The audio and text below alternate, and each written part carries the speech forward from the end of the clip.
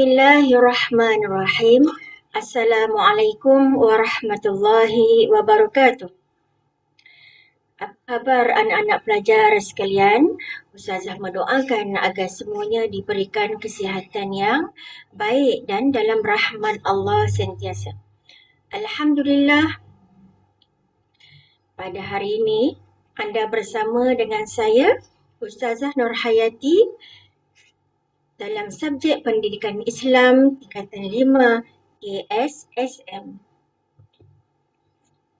Pada hari ini kita akan mempelajari bahagian fiqh, iaitu pelajaran 12 perkahwinan unit 2 di bawah tajuk kemahiran keibubapaan.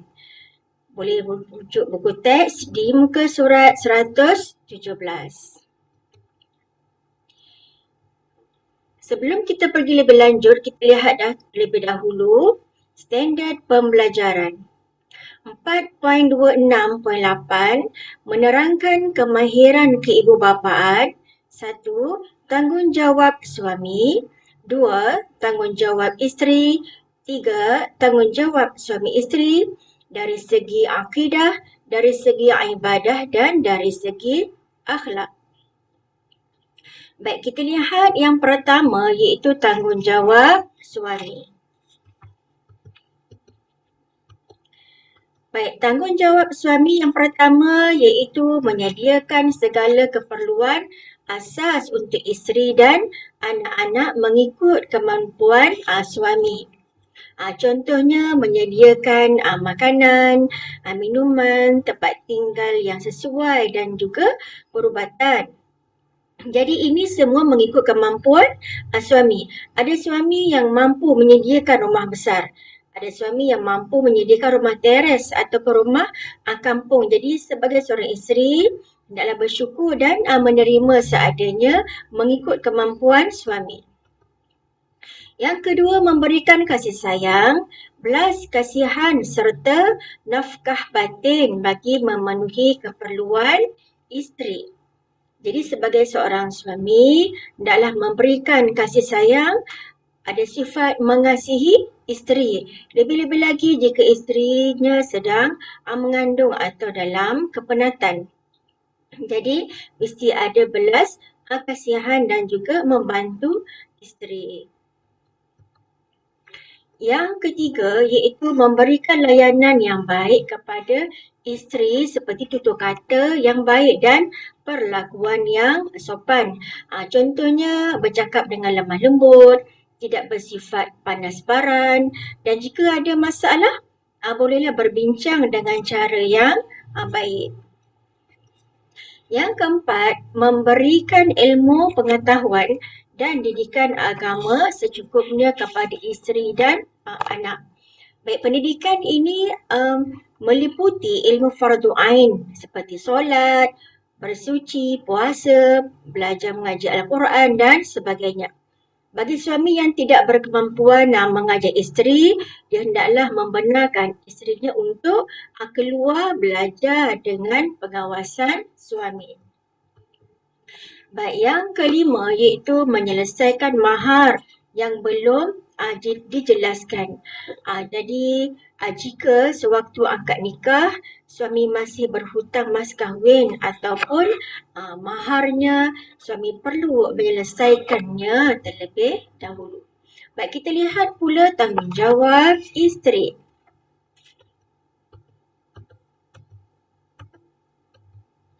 Tanggungjawab isteri yang pertama iaitu mentaati perintah suami selagi tidak bertentangan dengan hukum syarak. Jadi isteri wajib mentaati apa-apa sahaja perintah suami kecuali yang berlawanan dengan hukum syarak. Contoh sekiranya suami bagi tahu jangan keluar, maka isteri tersebut perlulah ikut.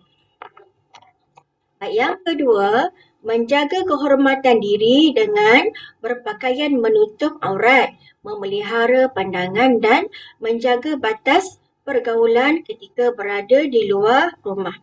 Sekiranya seorang isteri itu bekerja, maka hendaklah dia menjaga batas pergaulan dengan lelaki ajnabi yang lain dengan memakai pakaian yang menutup aurat, menjaga pandangan walaupun ketika hendak menyidai kain. Baik, yang ketiga, menjaga kemuliaan maruah dan harta suami. Jadi menjaga harta suami seperti rumah, kereta. Jadi hendaklah dijaga dengan baik. Juga menjaga maruah suami di tempat kerja. Dan seorang isteri itu tidak boleh menceritakan aib suami kepada orang lain.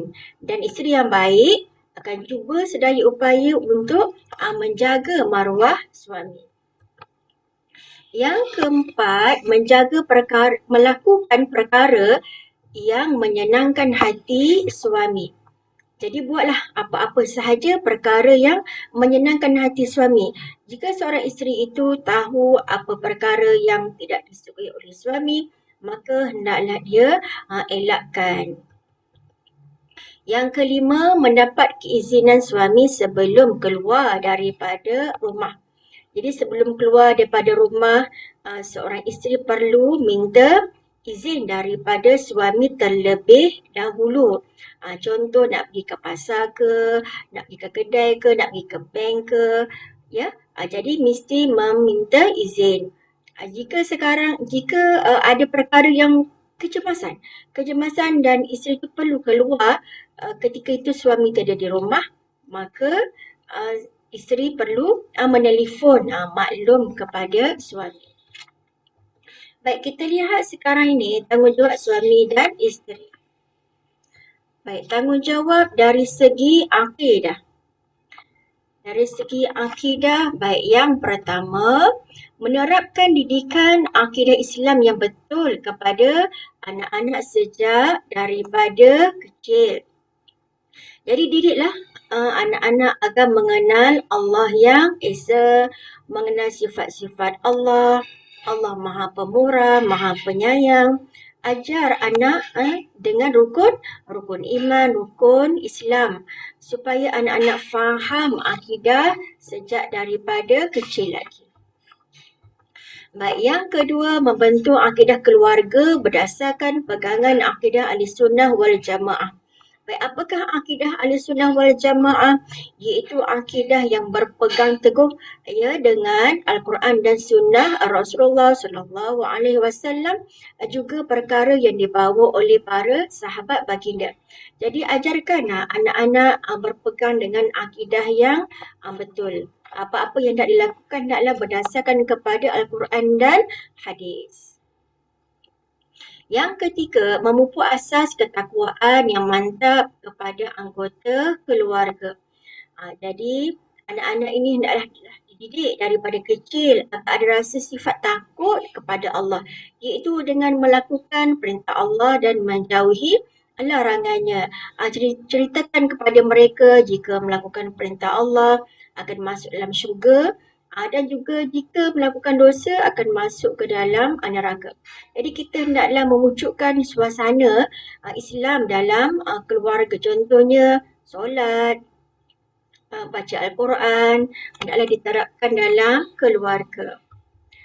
Baik, yang keempat iaitu memelihara akidah keluarga daripada sebarang fahaman yang sesat. Jadi perlulah suami dan isteri sama-sama memelihara akidah. Juga menjaga akidah anak-anak. Jangan ada fahaman yang sesat dibawa masuk ke dalam rumah. Baik, kita lihat dari segi ibadah, tanggungjawab suami isteri dari segi ibadah yang pertama, iaitu mendidik keluarga dengan memberi pengetahuan berkaitan dengan ibadat yang betul. Jadi didik anak-anak dan ahli keluarga dengan cara beribadat yang betul. Contoh cara solat yang betul, cara berpuasa, membaca Al-Quran dengan bertajwid. Sebab ini akan diikut oleh anak-anak. Yang kedua, memastikan anggota keluarga menunaikan tanggungjawab ibadat. Contohnya, apabila masuk waktu solat, maka ibu bapa naklah kejut anak-anak sedarkan mereka agar menunaikan solat. Yang ketiga, mempraktikkan cara hidup bersyariat dalam keluarga seperti solat berjamaah dan membaca Al-Quran.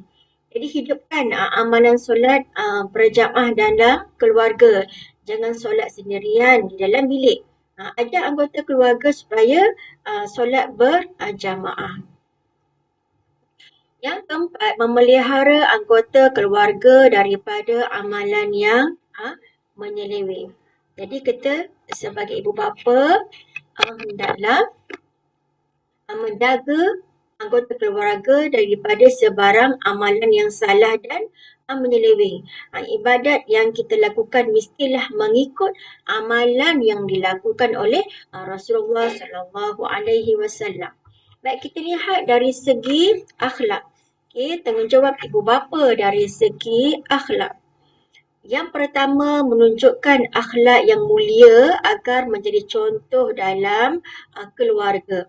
Jadi sebagai ibu bapa hendaklah elok dari segi perbuatannya, tutur katanya kerana ia akan menjadi ikutan anak-anak dengan menyebut perkara yang buruk kepada anak-anak. Dan kerana setiap perkataan yang keluar daripada ibu bapa tersebut merupakan satu doa. Jadi kita ucapkanlah perkataan yang baik-baik, moga akan melahirkan anak-anak yang soleh dan solehah. Baik, yang kedua, menyemai sikap berkasih sayang sesama anggota keluarga untuk mengeratkan hubungan silaturahim. Contohnya ada sifat hormat menghormati ahli keluarga, gurau senda yang mana akan melahirkan rasa sayang menyayangi. Juga amalan makan bersama, solat bersama, menyambut hari kelahiran anggota keluarga yang mana ini akan merapatkan ukhuwah silaturahim. Baik, yang ketiga iaitu bekerjasama melakukan urusan rumah tangga agar kebahagiaan dirasai setiap anggota keluarga. Jadi suami isteri hendaklah sama-sama bekerjasama dalam melakukan urusan rumah tangga. Contoh jika isteri itu memasak, jadi apa salahnya suami menyedai pakaian. Manakala anak-anak pula mengemas rumah. Jadi kita hidupkan suasana bekerjasama dalam keluarga. Yang ketiga, menegur anggota keluarga yang melakukan kemungkaran. Jadi suami isteri hendaklah sama-sama memainkan peranan menegur jika ada sebarang kemungkaran yang berlaku. Contoh jika anak-anak bermain gadget sehingga tidak solat, maka hendaklah ditegur. Lihat juga siapa kawan anak kita. Sebab kita mahu tiada kemungkaran berlaku di dalam rumah. Baik, kita lihat di dalam buku teks ada diselitkan doa-doa yang baik untuk kita amalkan. Jadi kita lihat doa yang pertama di muka surat 119. Kita baca sama-sama ya. Bismillahirrahmanirrahim. Rabbana hab lana min azwajina wa zurriyyatina qurrata a'yun waj'alna lil muttaqina imama. Yang bermaksud, wahai Tuhan kami, kurniakanlah kepada kami pasangan dan zuriat keturunan kami sebagai penyejuk hati dan jadikanlah kami ketua ikutan bagi orang-orang yang bertakwa. Surah Al-Furqan ayat 74. Jadi dalam doa ini kita mohon daripada Allah agar mengurniakan kepada kita pasangan yang baik, zuriat yang baik, yang mana akan menjadi penyejuk hati kita. Yang kedua, doa di muka surat 120 kita baca ya. Bismillahirrahmanirrahim. Rabbi ja'alni muqimas salati wa min zurriyyati Rabbana wa taqabbal du'a. Yang bermaksud, wahai Tuhanku, jadikanlah aku orang yang mendirikan solat dan demikianlah juga zuriat keturunanku. Wahai Tuhan kami, perkenankanlah doa permohonanku. Surah Ibrahim ayat 40. Jadi dalam doa ini kita mohon supaya Allah menjadikan kita orang yang suka melakukan solat, orang yang sentiasa melakukan solat, dan juga kita mohon supaya zuriat kita pun melakukan solat. Baik, doa yang ketiga di muka surat 121. Bismillahirrahmanirrahim. Rabbi habli min ladunka zurriyatan tayyibatan innaka sami'ud du'a. Yang bermaksud, wahai Tuhanku, kurniakanlah kepadaku dari sisimu zuriat yang baik. Sesungguhnya engkau maha mendengar doa permohonan. Surah Ali Imran ayat 38. Jadi kita mohon doa daripada Allah agar Allah mengurniakan doa yang baik-baik. Moga-moga dengan kita mengamalkan doa tersebut, Allah akan memberikan kepada kita pasangan yang baik dan juga zuriat yang soleh dan solehah. Di sini Ustazah ada selitkan soalan pengukuhan ya, untuk menilai sejauh mana kemampuan para pelajar. Baik, yang pertama, jelaskan 2 tanggungjawab suami. 4 markah. Jadi 1 isi, 2 markah. Bila soalan jelaskan, kita berikan jawapan yang lengkap, yang difahami. Contohnya, menyediakan segala keperluan asas untuk isteri dan anak-anak. Jadi jawapan tu kalau boleh panjang sedikit, contohnya 4 perkataan ya untuk soalan jelaskan.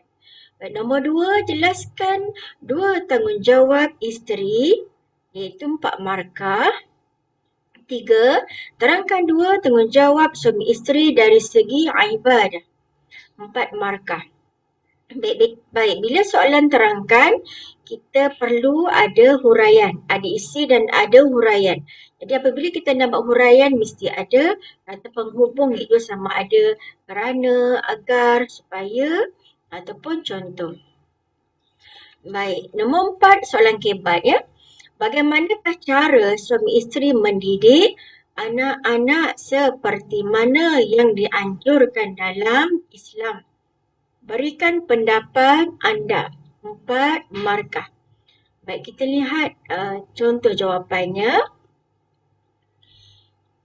Baik, isi iaitu menerapkan didikan akidah Islam yang betul kepada anak-anak sejak kecil lagi. Baik, ini isi. Agar, Ustazah dah gariskan dan tuliskan warna merah. Agar, bermula agar itu ialah huraian ringkas. Agar terhindar daripada sebarang fahaman yang sesat. Baik, kesannya ini adalah huraian lengkap. Kesannya akan melahirkan anak-anak yang soleh. Oleh itu ialah kesimpulan. Oleh itu, setiap ibu bapa hendaklah mendidik anak-anak dengan didikan yang sempurna agar melahirkan generasi yang bertakwa. Jadi, kita akan dapat di sini 4 markah. Jadi sebelum kita berakhir pada hari ini, saya selitkan satu pantun ya. Buah jambu di bawah tangga, buah kelapa di hujung desa. Kasih ibu membawa ke syurga, kasih bapa sepanjang masa. Jadi apabila kita ni mempunyai ibu, mempunyai ayah, suami dan isteri tersebut menjadi isteri yang baik, menjadi suami yang baik, akan melahirkan anak yang soleh dan solehah, insya-Allah akan membawa ke syurga. Baik, itu sahaja perkongsian kita pada hari ini. Ustazah mengharapkan agar semuanya faham ya. Sekian. Wassalamualaikum warahmatullahi wabarakatuh. Terima kasih.